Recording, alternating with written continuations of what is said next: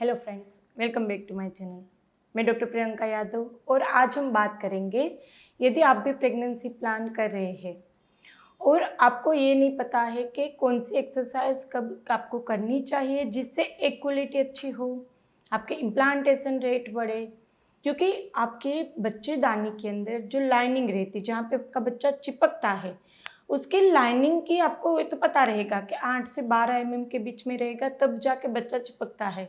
लेकिन क्या आपको ये पता है कि उस लाइनिंग के अंदर जो ब्लड फ्लो होता है वो भी वहाँ पे अच्छा रहना चाहिए, तभी जाके इम्प्लांटेशन होगा। और कभी कभी ऐसा होगा कि पीरियड के सिम्टम आएंगे या फिर पॉजिटिव आएगा लेकिन उसके बाद जाके पीरियड आ जाएगा, तो आपको ऐसा बोला जाएगा कि अंदर बच्चे का विकास नहीं हुआ, ग्रोथ रुक गया था। तो क्यों? क्योंकि अंदर जो ब्लड सप्लाई मिलना चाहिए एंडोमेट्रियम लाइनिंग को वो कभी कभी अच्छा नहीं रहता है, और वो हम डॉपलर सोनोग्राफी से भी पता कर सकते हैं। तो यहाँ पर यदि आप चाहते हैं कि आपकी इम्प्लांटेशन रेट भी अच्छे हो, आपकी एक क्वालिटी अच्छी हो, तो आपको एक्सरसाइज करना ज़रूरी है। अब ज़्यादातर पेशेंट को ये नहीं पता रहता है कि कौन सी एक्सरसाइज कब चालू करें और कब बंद कर दे। काफ़ी सारे लोग ये करते हैं कि रिलेशन जब से शुरू करते तब से एक्सरसाइज बंद कर देते हैं। उसको ऐसा लगता है कि एक्सरसाइज करने से जो हस्बैंड के स्पर्म अंदर गए वो बाहर निकल जाएंगे, तो कभी कभी 15 दिन के यानी कि जब ओव्यूलेशन हुआ उसके बाद बंद कर देंगे। वहाँ पर भी ऐसा लगेगा कि अब बच्चा चिपकेगा नहीं यदि हम एक्सरसाइज करेंगे तो सच क्या है, कब आपको एक्सरसाइज करनी चाहिए? काफ़ी लोग हमें ये भी पूछते हैं कि पीरियड के दौरान क्या हम एक्सरसाइज कर सकते हैं, क्योंकि बेकेक वगैरह रहता है तो वहाँ पे पेन के चलते एक्सरसाइज कर नहीं पाते हैं। तो आज हम आपको पूरे मंथ का गाइड करेंगे, यानी कि पहले 5 दिन यानी कि जब आपका पीरियड चल रहा है तब आप कौन सी एक्सरसाइज करेंगे ताकि आपको होने वाले दर्द में भी आराम मिले। फिर आपके जो बीच के दिन रहते ओव्यूलेशन तक आप कौन सी एक्सरसाइज करेंगे और ओव्यूलेशन के बाद कौन सी एक्सरसाइज करेंगे और कब से आपको एक्सरसाइज बंद कर देनी है। ये पूरा का पूरा डिटेल वीडियो आज आपके लिए है, एंड तक देखिएगा।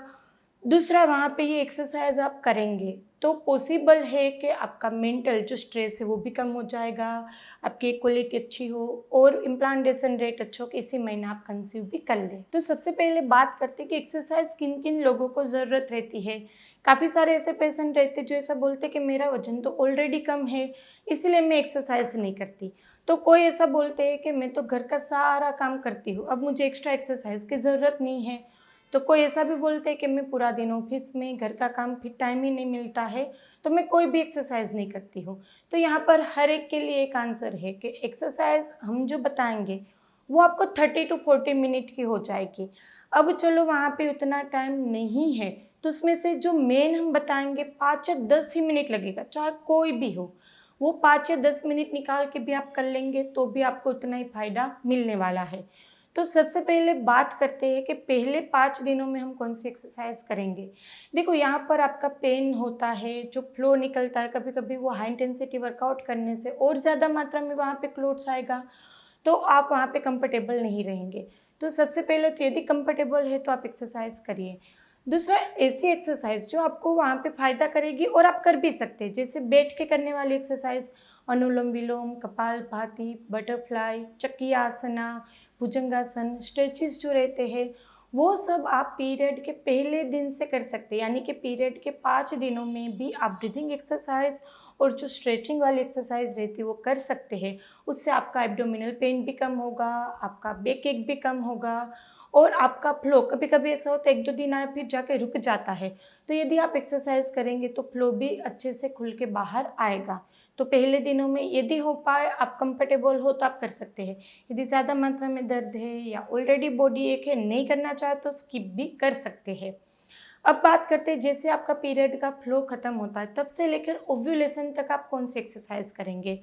तो देखो, एक एक्सरसाइज ऐसी है जो आपको थ्रू आउट यानी कि ऑलमोस्ट आप 24 दिन तक वो एक्सरसाइज कर सकते हैं। वो है अनुलोम विलोम, कपालभाति, सूर्य नमस्कार और चक्की आसना, भुजंगासन। ये सब ऐसे आसन हैं जो आप 24 दिन के बाद आप कोई भी एक्सरसाइज नहीं कर सकते हैं, तब आपको बंद कर देनी है। और ये साइकिल की बात है, 28-30 दिन की जिसकी साइकिल रहती है उसको 24 दिन से बंद करना है।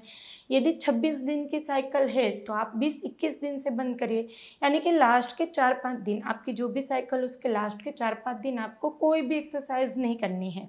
तो जब आपका पीरियड का फ्लो ख़त्म हो गया तब से लेकर यानी कि आपके जो लास्ट के 4-5 दिन छोड़ के जो दिन आता है, यहाँ पे हम 28-29 दिन की साइकिल की बात करेंगे, तो 24 दिन तक आप ये सब एक्सरसाइज कर सकते हैं। जी हाँ, ये इम्प्लांटेशन में भी कोई नुकसान नहीं करेगा।